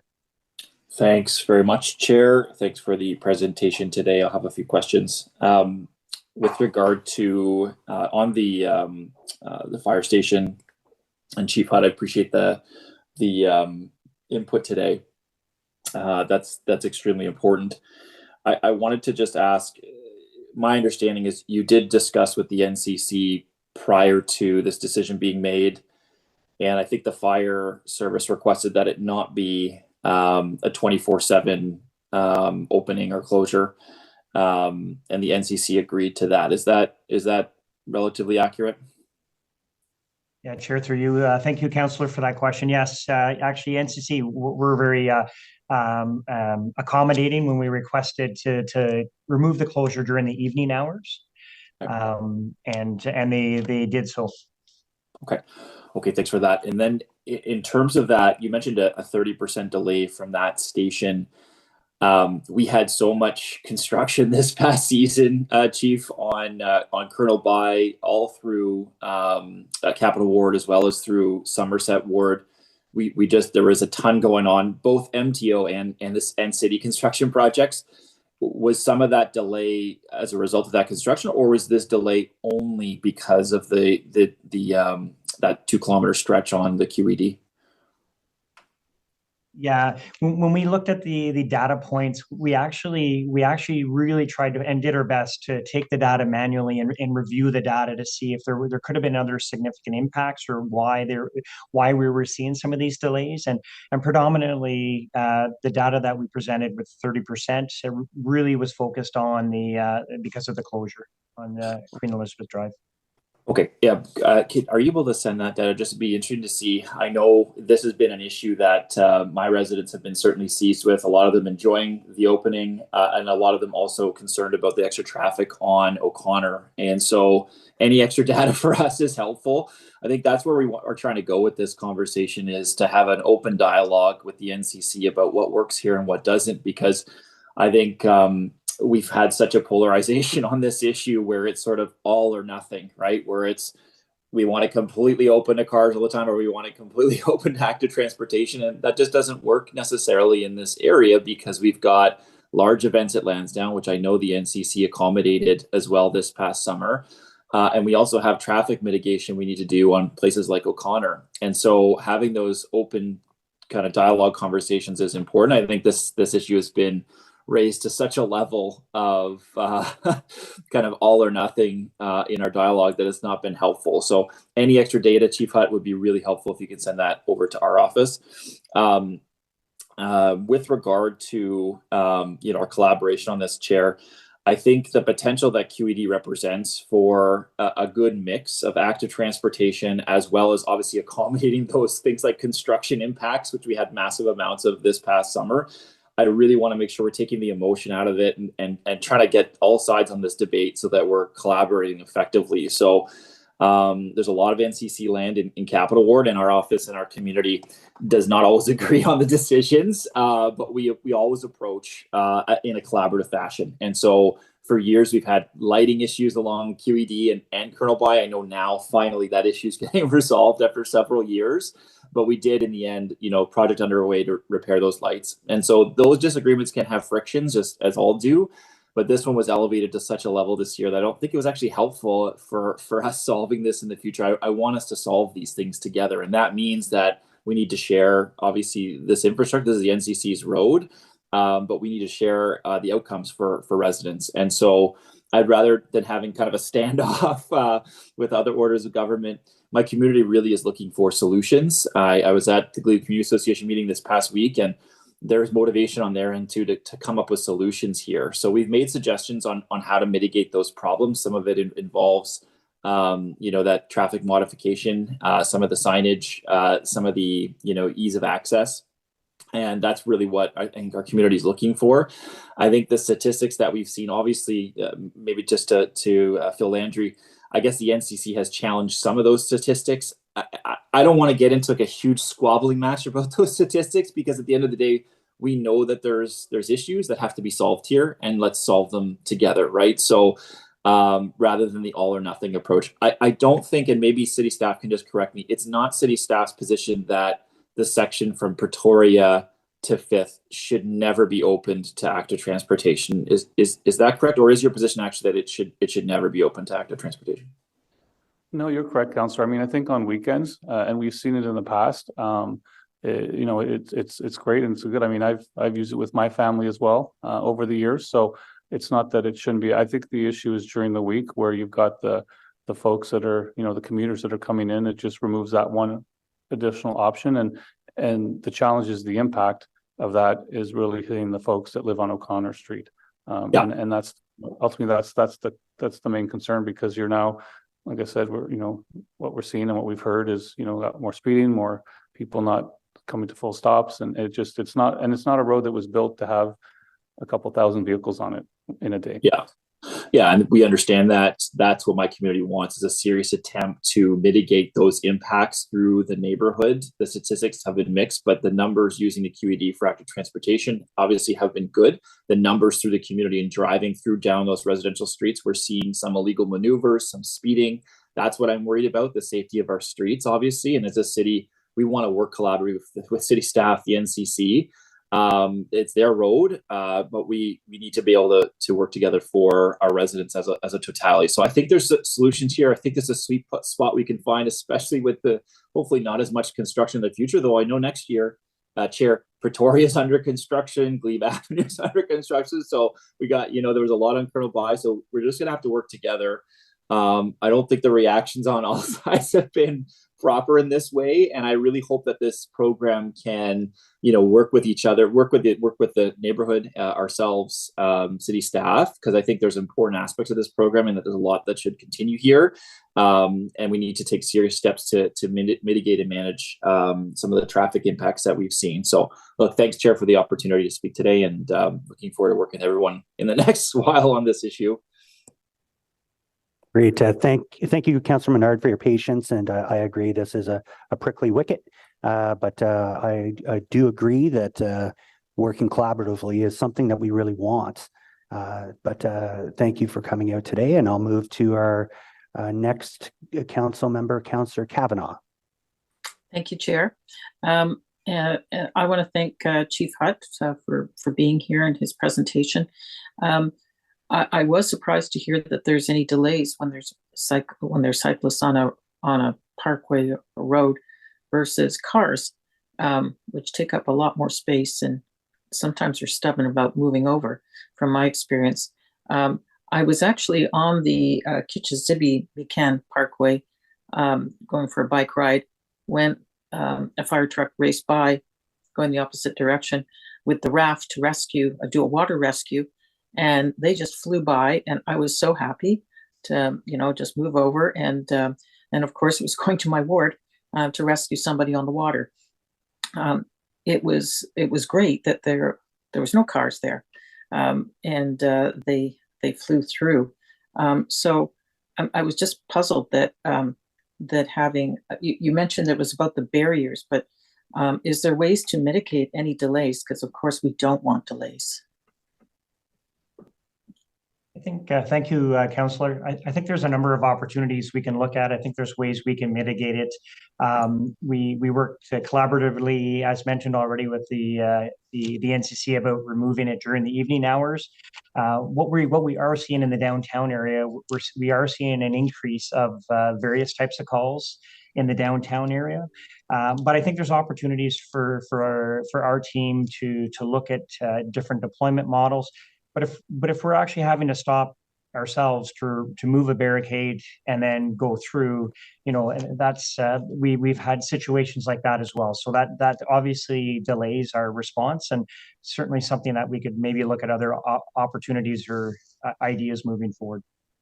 Oh, definitely. I think that sounds like something that's very very doable. I was just reading an article from about Paris, how the firefighters are actually finding quicker times due to the fact that there's more bike lanes, and so cars aren't hogging up the road. So it creates more opportunities. I think these are interesting things that we can look at. And back to the barriers, from my experience from going on the parkways, there's always somebody there at the barriers, so that they have volunteers or staff. So I was kind of surprised to hear that was an issue that you had to move it yourself. That should not have happened, definitely. So I think we need to get some balance here, as the local councillor Menard pointed out. Emergency services are top priority, and hopefully that can be resolved. But there's one of the issues I hear about mostly for NCC, and this is just in general, is that there's not enough room for pedestrians and cyclists. So they're crowded, and the pedestrians are the ones that feel the pinch. So I hope that we can work together on this, and because those road closures give a lot of reprieve for pedestrians, and we can continue to move forward on this. Thank you. Thank you, Councillor. Councillor Troster. Thank you. It looks like we're finally wrapping up this item. So I want to thank staff and the committee for really taking the time to discuss this. I just wanted to make a clarification, though. I think it's problematic when we refer to cycling as recreational, as safe cycling paths as recreational, as if they're optional. For 40% of the residents in my ward who do not get around by car, and for me, I am rarely cycling for recreation. I'm cycling for transportation. And so I'm really glad we had this conversation because I think we need to understand that cycling is part of our transportation network and it's a mode that we want to encourage more. And we need safer north-south arteries through our city. And I'll also say I'm pretty agnostic as to whether this would happen on Colonel By or on the QED. I'm open to conversations with the NCC about whether the QED or the other side of the canal is a better option. But I am encouraged by some of the vision that has happened in this conversation about what our waterways really could be. And just the sense of relief for so many families to be able to cycle side by side, to be able to get where we need to go and to not be frightened by cars is so important. Especially to those of us that live in a high density environment and may not have access to green space. So thank you very much. I appreciate the complexity of this conversation and everyone who came to participate. And thank you to Councillor Menard for your comments about the need to really work together to not antagonize each other and to not polarize this debate, because we all want to get where we want to go. We want to do it safely. And we know that we need to encourage more sustainable modes of transportation in the city. So thank you very much. Thank you, Councillor Troster, and I always appreciate the value you bring to the conversations. I don't see any more hands up, so I'll wax on for a couple minutes if that's okay. We always look to make sure that we actually have transportation networks that work in this city, and we work very collectively when it came to Wellington, and I think we're seeing the benefits of that. I just have a couple of quick questions for Phil, and thank you for indulging us today and presenting the information. I guess the first one is why do you feel our data is so dramatically different than the NCC's? I mean, we collected our data more on the sort of the residential streets in the area. You know, the NCC did collect some data last year. You know, one of the challenges with the data they collected, it was with the eco counter, I believe it's called, a system where it can count pedestrians and cyclists, but it was basically lumped together. So we really didn't know how many cyclists, how many pedestrians were using the area. So we did work, you know, recommend with them that, you know, over the winter when we were chatting with them to say, if we're going to collect more data, let's do it separately in terms of knowing how many cyclists, how many pedestrians are on the road versus on the pathway. And so we collected that week's worth of data as well. But again, we're using cameras and information and analyzing it, and the data is the data, right? In terms of what it's providing, and it just you know, we just want to make sure that any decisions that are being made or considered, you know, are relying on data that can provide information for that, so that the right decisions are being made. And I hate to put you in the hot seat, Phil. Did the NCC try to prevent us from capturing some of that data at some point? Well, in late April or early May, they did indicate that they didn't want us to use their infrastructure to put our cameras, because our cameras are put on there, and they did note that if it was going to be there, they would remove it. Now, we didn't use it in the past on their infrastructure. We do have street poles and things like that in terms of infrastructure, and that's we made sure that we didn't use any of their infrastructure to collect any of that data. So it was our infrastructure, and we captured it the appropriate way that we always do when we do traffic studies in other residential areas as well. Yes. I think we've heard a lot here today, and I've heard some recent new news, is that a word? That the Ottawa Gatineau Hotel Association commissioned a survey that is going to be released, I believe, today, that really speaks to what the general public feels about this. And I think those numbers are going to reflect that people see this as a very big arterial route. You might not want to call it that. And it's unfortunate that the NCC won't sit down with us and discuss in a professional manner Colonel By, something we've suggested as a compromise. It's not like the QED doesn't already have a cycling lane, if maybe they want to expand that.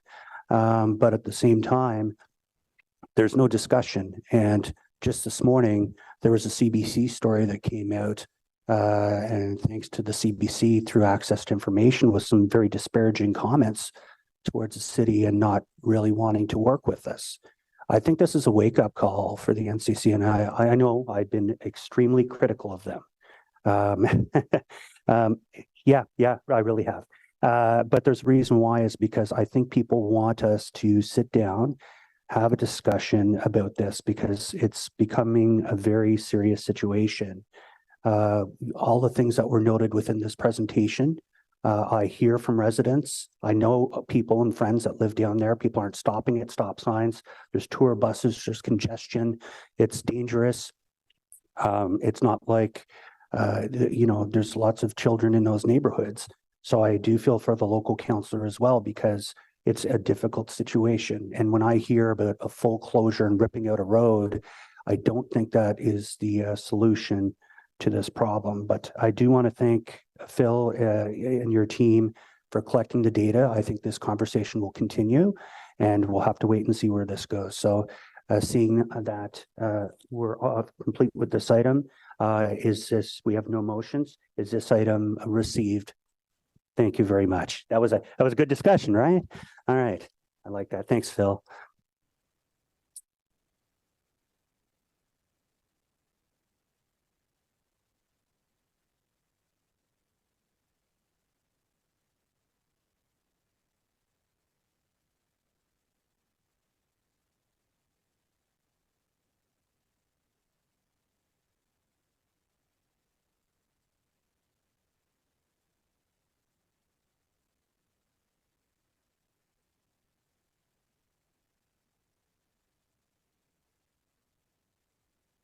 Great. So at this point, we have no in-camera inquiries.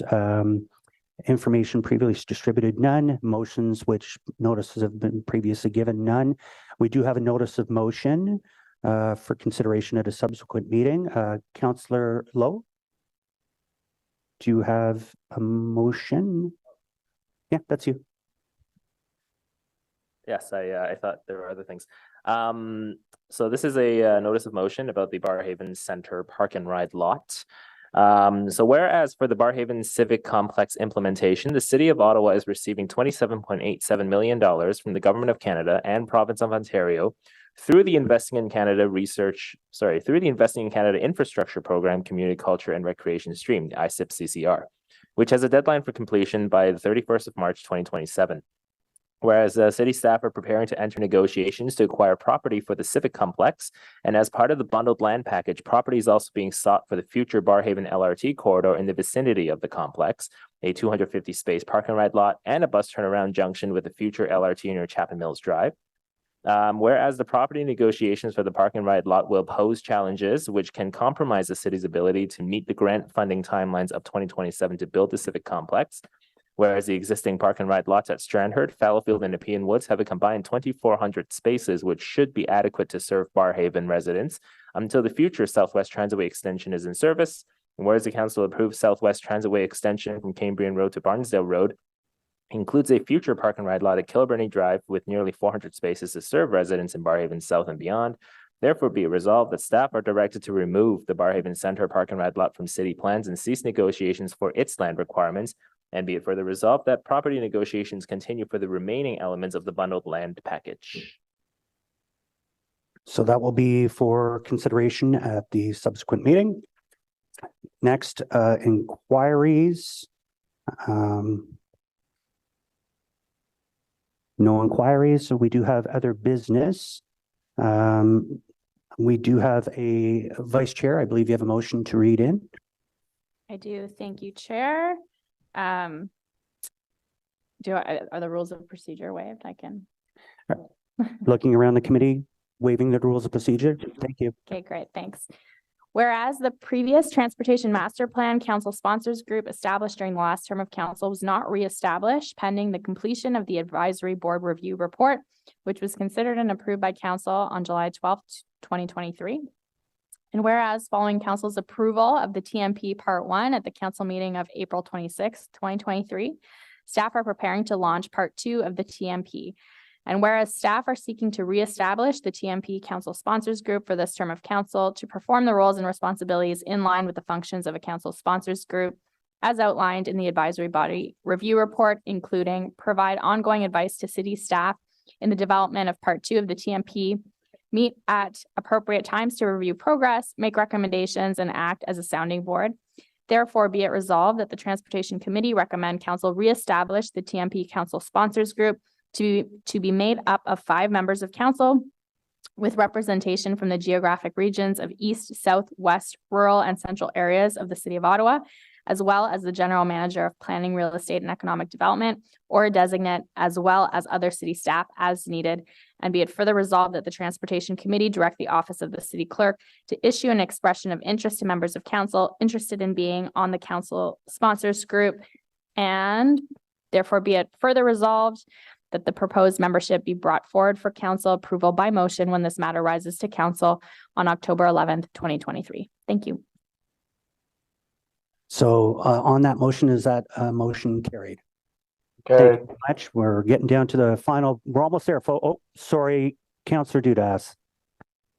Yeah, it's not, that's fine. I know it was carried and I'm happy to support it. I just wanted to, there was one line in it, and I know this is reestablishing a former sponsorship group that speaks to recommendations from the sponsors, those who are members of the group. I know that infrastructure and transportation infrastructure in specifically is such a pressing matter across the city for all of us in all of our wards. And I'm recognizing that this will be a small microcosm of us as a council. What I would just want for clarification, and I already know the answer, but I'd like to hear it, is that staff's ultimate recommendation and prioritization of transportation items for the TMP will look at the entire city, that it'll take into all account, and that the members of this group, and I will put my name up, and whether I am selected or not, that'll be a matter. But once again, that it won't be that they'll be prioritized over the entirety of the city. Once again, I already know the answer, but I'd like to just hear it. Thank you, Councillor. Yes, definitely. And we will be consulting with the public and all councillors as part of our engagement process, and it'll come to committee and council for approval. Absolutely. Part 2. Thank you very much. Great. So just again to firm it up, is that carried? Thank you, everybody.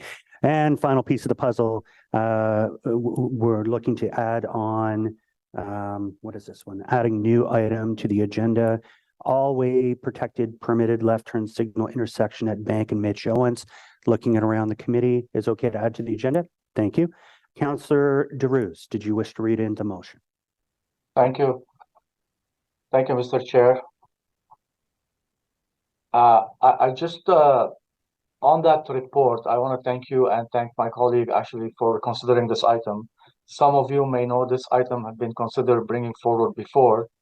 This is a location near Greeley, which has a lots of safety concern, and left turn signal would help eliminate cars rushing through yellow lights. We previously have spent hundreds of dollars and thousands of dollars on this intersection, and it likely would have been cheaper to do it at this time. But again, it didn't meet the warrant, and I understand staff have their guideline. They need to follow it, but that does not always fairly represent the safety concern of the resident. As the key things to consider, that this intersection is in a school zone. Yeah, and believe it or not, it's with St. Mary Elementary School right at the intersection. So we put pedestrian, cycling, traffic right in front of it, and could increase and create so much safety for the cyclists and for pedestrian. And this intersection also connects all the ends of the city. In fact, not only my resident, most people who travel on Mitch Owens and Bank Street, they know this is right on Highway 31 and Mitch Owens, and it's a truck route. So I don't want these changes to be shut down because of $15,000 budget cuts, and I cannot wait for next year to the implementation. This is potentially might have some tragic incident occur on that intersection, and I don't want to really to wait to react after the fact. Some of you may say, George, you have a fund from your TTC, but my ward, I have to remind you, it's over 700 kilometers of road. I have 10 villages that I'm responsible to be able to implement TTC initiative in it, and I don't have enough money to be able to implement the requests that come from my community. And sometimes councillors know what items may help the community, like Councillor Trosters, which items she brought forward to protect her communities.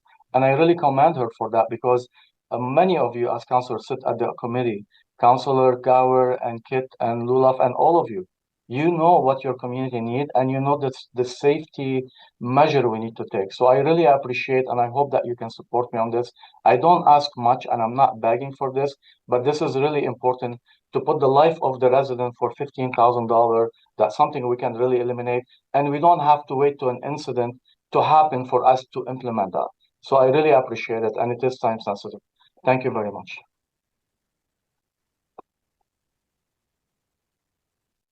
Thank you very much, Councillor. I was going to ask you to read the actual item, but therefore be resolved that the Transportation Committee approve the addition of the report for consideration by committee at today's meeting.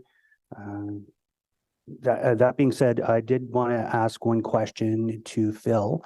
There's been words that this might be queue jumping. This isn't queue jumping, that's correct?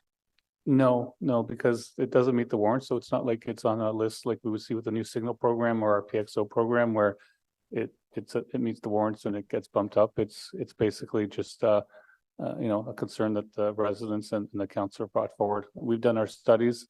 The left turns can make the movement within the green ball, the majority of them, but there's a concern in terms of, especially when the light first turns green, for the residents to be able to make the left turn before the opposing through goes through. So.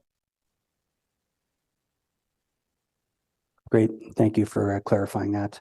Looking on the board, we have Councillor Bradley and then Councillor Johnson.